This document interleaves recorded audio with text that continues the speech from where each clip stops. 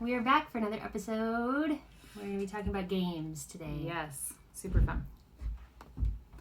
All right, friends, welcome back. Hey. Today we're talking about educational games, how we like to use them in our homeschool, and some of our favorites. Yes, I feel like this is a perfect post for the summertime. Yeah, definitely. Megan does school all through the summer. Mm-hmm. I do a little bit, not as much. I think you do a lot more than you think. I guess you do, so. Though. I guess so, but yeah. So this is a great thing to use in the summertime to keep kids learning in just a fun way. So. Yes, and I love to, because a lot of times with games, like if you don't even say like we're doing an educational game or this is for school, like who wants to play a game? Let's play a math game. You know, if you put it that way, they're gonna be like, nah. I'm good. I'd rather stare at the wall. But one of the cool things about games is that they'll be playing and learning at the same time and not necessarily know. Yeah. I also love it for when my kids are needing some variety. Yeah, definitely. We do too. So we've amassed a pretty big collection of learning games over the years at our house. We have a closet that's just jam-packed full of different kinds of games that we use. And so I want to tell you some of our favorites, but just a couple of other things about learning games that I love. They can help to reinforce or practice skills that kids might be struggling with. Like, for instance, sometimes, like if I have a child who's struggling with multiplication, I'll pull out a game and we'll just practice a couple of facts and do it in a game sort of way, and that makes it more fun for them. And that is, they do recognize they're learning, but it takes away the stress and the pressure of the lesson that they may have been doing it in normally. And so sometimes just taking that pressure off and just saying, okay, today we're just doing a game for your math, can make it a whole lot better for them. And yeah, we've even done things too where like, hey, instead of math today, we're going to do this bingo game. Mm-hmm. If everybody can get their stuff done by a certain time. And then people are really motivated. So like maybe you have to go somewhere that day and you can't have them dragging their feet. So you're like, here's the deal. If you can get your school done by noon, then we will play a game, eat lunch, and then we'll go, right? Or you don't get to come and you have to do math.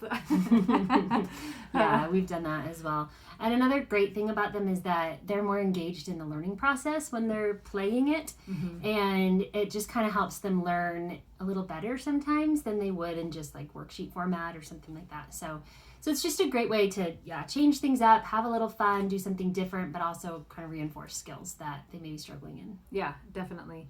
Okay, so do you want to break it up in categories or just some of our favorite games? Yeah. Okay.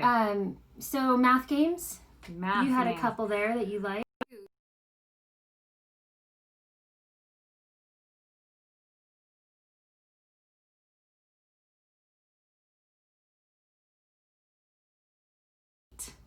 And then they would do I-15, right? Yeah. And so that one's really fun. And I usually we'll try to do some type of prize for the first person to get a bingo. And my prizes are lame, like hugs. Like you get to pick this or something like that. So my prizes are super simple. That's how I roll. And then we can do addition or subtraction, but we'll do different ways to make it more fun, like speed round or stuff like that. Of like, hey, I'm gonna go as quick as I can. Let's see how quick you guys can keep up. Yeah, that's fun. So we have I never know if you should be pronounced as blocus or blockus. I think I say blockus. We don't have it, but it's so fun. So this is kind of more of like a shape geometry, like figuring out area kind of game. And my kids love this game. We play it a lot. It does not feel educational, but there's a lot of skills that they're learning as they play it, like being able to tell like how much area they're covering. And that's a really fun one. I say it different every time, and everyone I've talked to says it different. So I'm not sure. Whatever you pronounce it, Blokus, blockus. Feels like blockus because they're blocks. Yeah. But other people say it different ways. So that one is one we love. Another math one that I just think is simple and fun is just grab a deck of cards and play Math War with it. Oh, how do you do that? I've never done that. So like you put two cards down, you can do it multiplication or addition, and then you see who has the highest number between those two. Like they each put two cards down. Oh, okay. So like each player lays down two instead of just the one. You could do it with a single for littler kids too. Okay, so if you had a 7 and a 9, you'd be like, I'm 63, right. And 5 and 4 would be 20. Yeah. Okay. And then they take the cards, whoever has the highest. Can you ever get war with it? Like, does that ever happen? Occasionally, but it's a lot less often. Oh, okay. Yeah. That sounds fun. Yeah, that's a fun one. It's easy. So there's a lady called Teaching Treasures, and she has a whole pack of games that I bought. And one of them is this monkey match that I am undefeated, the undefeated champion still. I don't know how my mind works so well with this.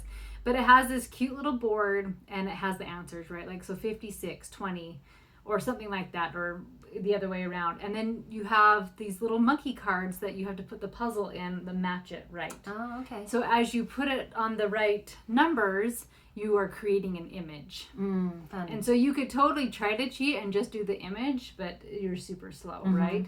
And I've even given them like a 30-second head start or a minute head start, and I'm still undefeated. That's funny. But that's a fun one that we've done, is that monkey match. She has a bunch of different little board games, but that's one of our favorite ones of hers. Another simple one is just Dominos. This is great for younger kids that are still learning to count the dots and things like that. But when you're just matching up the numbers on the Dominos, it's just really simple and fun. But pull those out for little kids that are counting, learning to count, and they have so much fun with it.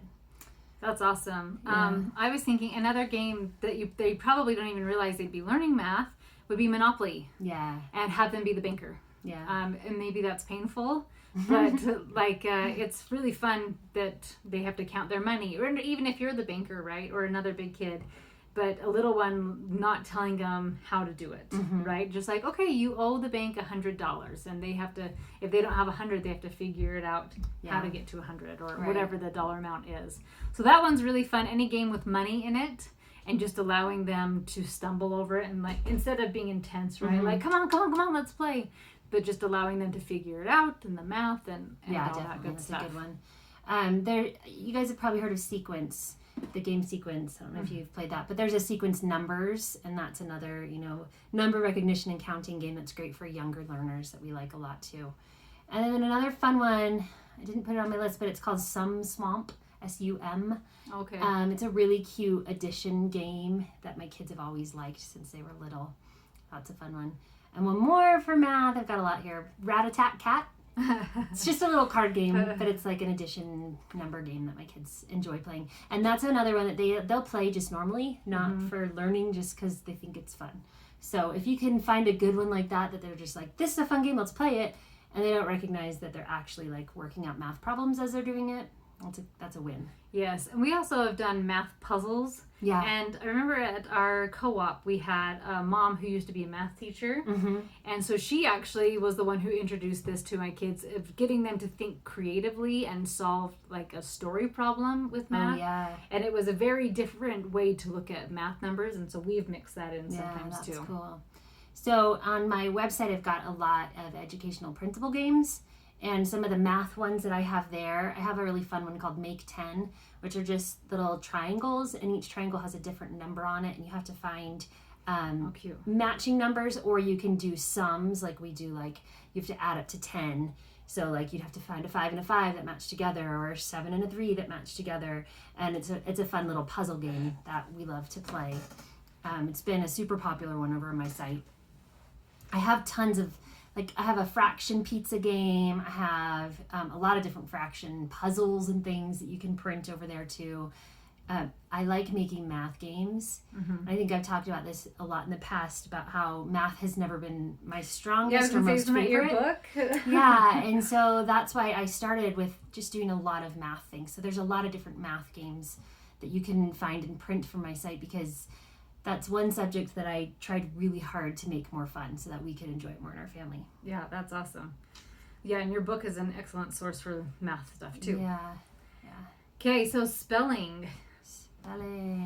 Yeah. So this is one I used to do spelling as these are our words for the week, and make it more organized. And then if you think about what spelling word you remember from growing up, I would imagine none. Yeah, no, I don't. Right? You don't learn spelling really until you have to utilize it. Right. And my daughter and I were laughing about words we still don't know how to spell correctly. Mine is definitely. Oh, that's funny. The one I always There's always spell. words that pop up and I'm like, I'm really not sure on that one. Gorgeous is a funny one that I've always struggled with. Which isn't really that hard of a word, but it's one of those that I always stumble on. I've always been a good speller, but I have kids that are terrible spellers. So we do a lot of things to just kind of play with words to get them comfortable with it. Yes. One of my favorite, so I have two favorites, but the first one is Boggle. Yeah. Also undefeated champ. You're just a good game player, aren't you? I love games. No, I'm not undefeated in the other ones, but Boggle, I love it. Scrabble's another good one. It's just like a good basic learn to spell word Scrabble one. is good. Yeah, we like that one. And Bananagram. Yeah, I love that. That one's really great because what I've done with little kids, because Bananagram, you have your little tiles of letters and you have to put it together like a crossword. Crossword, right? But for my little kids, I allow them to keep them separate. Yeah.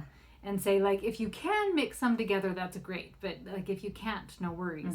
And then it's even fun to have a phone there, and we'll ask, like, I have an Android, so you ask Google, like, is this a word?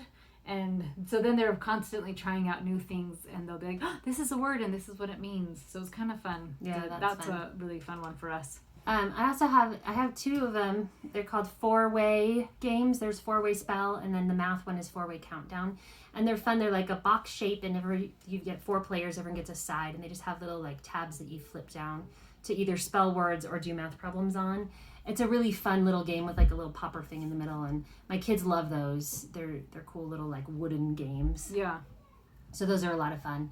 I also just do a lot of, like we do spelling hopscotch, or we'll go out in the backyard and spell with chalk, or just anything to just sort of change up spelling. Yes. So that my kids don't feel like they're like stuck to just writing words on paper. And we don't do a whole lot of word memorization with my kids because I think because it's so hard it's my 2 boys that have always struggled with spelling. My girls seem to be just fine. It's funny. Oh, that's funny. But and so I take that like pain point out, and we just read, and we stress not very much about spelling, because I feel like as they read more, they gain a lot more and just kind of get better at it. Yeah, I've noticed that too. And then as you begin writing, and especially when you write on a computer and they start popping up spell checking. Yeah, like, oh, that's not how you spell that. That's how I spelled it. Yeah. I had one who spelled everything phonetically correct. And so it was very funny because you're like, technically, I can see why you would spell it that way. That's funny. But welcome to the English language. And then on my site, I have a post. It's not all my content, but it's from like a collection of a lot of sites, but 100 ways to make spelling fun. Oh, awesome. And so it's just all kinds of just different spelling learning games and activities that you can do with kids. And I'll link that in the show notes. But it's a really great resource to find just fun activities to do with words for little kids. Yeah, I've seen on a post of yours too where you did it with an expo marker and glass. Yeah, we've done that. Really fun. And I've also done, I like Dominoes obviously, but we take just our regular Dominoes and just put a piece of painter's tape on it, and we did rhyming word dominoes. Oh, that's so you cute. can find matches, and you could do that with your spelling words or sight words or anything really. And that's a really fun and simple way to just help them with reading or spelling. Okay. Now let's do writing games. Which is funny. I never liked writing growing up, and I write all the time now. Oh, that's funny. So this comes from Teaching Treasures as well. I bought her stuff, and she has creative book ideas that are really fun, and I've done a co-op class with that. That are just like, one of them is silly, where it has animals. So like you make a book and you have 3 strips, and then you can open them up independently. Oh, fun. So you have a noun, a verb, and like an adverb or something. So like the lion danced joyfully. Okay. So then you can mix it up. So then you'd have a lion's head, like a cat body, and dog feet. And you can mix up all those things. Oh, that's fun. So that one's really cute. So her book of creative book ideas. And then one we've been doing a lot lately is her Once Upon a Time story. And so it says, once upon a time there was a... and then you draw a card. So it's like a prince. And more than anything, he wanted and so then you draw it like, and he wanted a family. But, so it gives them kind of an outline of like, a basic story outline is you have a character, something about them, what they want, the obstacle in the way, and how do they overcome it. Oh, yeah. So it's a really cute way that we did it not too long ago on one of our just writing days we did as a group. And that was really fun. I have a set of storytelling dice that I made once. We just got wooden cubes and wrote different words around it. So I think I had 3 of them, where it's like a place, like situation, and I'm trying to remember, it's been so long since we've used them, but there were 3 different things on it, and you would roll them, and it would be like a clown in a park with an orange, or I don't know, I don't remember exactly, and they'd have to like make up a story about the things that they rolled, and it was fun. So we would do those like verbally or written, depending on the child and their ability level and stuff. That was a really fun one that we loved. And we've also done choose your own adventure stories. Okay. Where we make like strips of paper and we put them in different bowls with the same kind of thing, where you'd like have different situations and different people, and then they would pick the 3 pieces of paper and then have to write a story about it. So that was a fun one also. Another thing along with writing, if you were doing grammar, are Mad Libs. Oh yeah. Those are a lot of fun. Mad Libs are my favorite. They are so silly, and my kids always has potty humor involved in it, and I think it's hilarious, and so they continue to do it. But it's great to be like, now what's an adjective? And you're like, an adjective describes a noun. And they're like, oh yeah. So like tall, short, green, whatever, sweaty, whatever you want. Those are really fun because they get to review a noun and a verb and all sorts of things like that. That sometimes adverbs are one that seem to be that people forget what an adverb is. So it's really great to be able to just make it fun and just like, oh, remember an adverb? I can give you the definition, but usually it's a word that ends in ly, right? Describes usually a verb, an adjective, or another adverb. But yeah, so how did he walk? He quickly walked, right? Yeah. So that was fun too. Yeah, that's good. All right, we have a lot of geography type games that we've enjoyed. Well, a few. We'd like to get geography puzzles. I love like the to puzzles. do different maps of different continents or states, different things like that are a lot of fun. We also really enjoy Ticket to Ride. Have you ever played that? I've game? never played it. It's so fun. I love it. And you can get it at, like, we have the United States one and then we have a Europe one. And so you're learning the location of these countries or states and like major cities as you're playing this game. And it's just a super fun game to begin with. Yeah. But it's really teaching them about the map of the area as they play. It's better for older kids. Okay. But it's a really fun game and we've loved that. We have another game called Great States. That's a U.S. state game, and we have the junior version, so it helps my youngest kids learn like the location of the states in the U.S., and that's a fun one also. Yeah, that's really fun. I also have, this is not geography, but more, I guess, current events, a game that I made called Race to the White House, which is pertinent right now, but it teaches kids about the presidential election process, and it's a lot of fun that we've enjoyed playing that one. It's a good one to teach your kids right now as we're going through an election process as well. Yeah, you may not remember with everything else going on this year. I know. We'll see if it even happens. I know. I don't know. But yeah, there is that still in the background, right? Yes. Yeah, that is happening this year. It is. Yeah, so I just think games are such a fun way to mix things up. And something as simple as like the puzzle, geography puzzle that we do. So I don't know if I've talked about this, but we've been studying Africa since my husband has been traveling there a lot. So while I would read a book about David Livingstone, who was one of the first white people to kind of, what's the word, map Africa.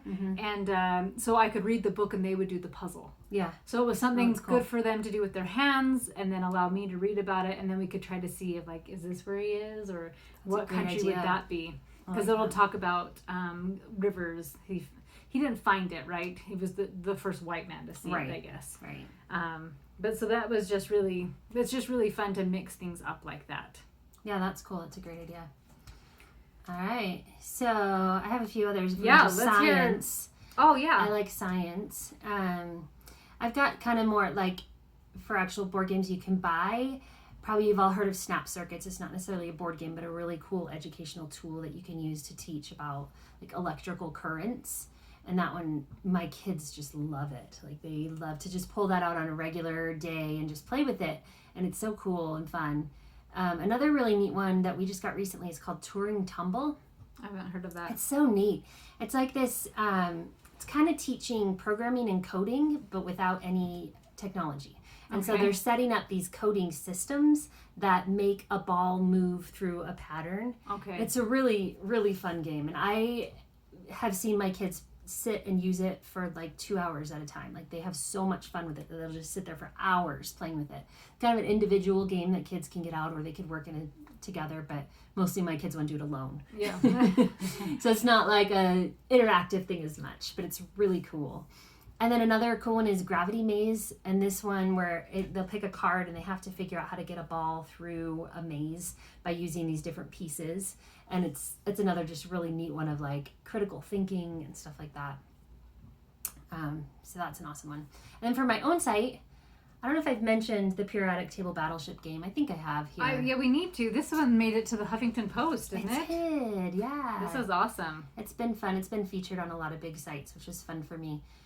So that's a fun one. Or just like regular Battleship, but you play it with periodic tables. And I've totally used it for science classes. It's a lot of fun, and kids love it. Just makes it a fun way to learn about the periodic table and learn the elements.